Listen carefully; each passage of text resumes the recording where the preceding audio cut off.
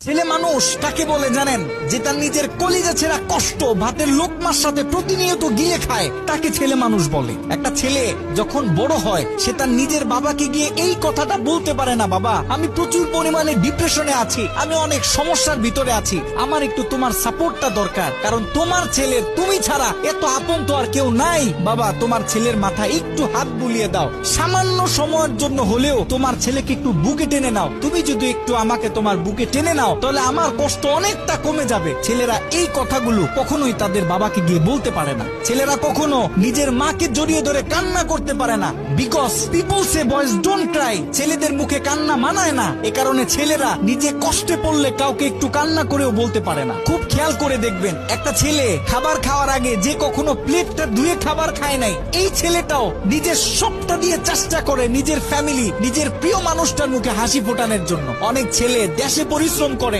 অনেক ছেলে প্রবাসে বছরের পর বছর নিজের ফ্যামিলি, নিজের প্রিয় মানুষের মুখে হাসি ফোটানোর জন্য পড়ে থাকে। দিন শেষে ছেলেদের মুখে হাসি ফোটানোর মতো কাউকে পাওয়া যায় না। আমি মনে করি boys are the best actor in the world. এই পৃথিবীতে ছেলেরা হচ্ছে সব থেকে বড় অভিনেতা, কারণ ছেলেরা নিজেদের বুকে হাজারো লক্ষ কষ্ট পুঁতে রেখেও মুখে হাসি নিয়ে চলে, কারণ সে জানে আজকে আমি যদি ভেঙে পড়ি তাহলে আমার পুরো ফ্যামিলিটা অস্তিত্বহীন হয়ে যাবে।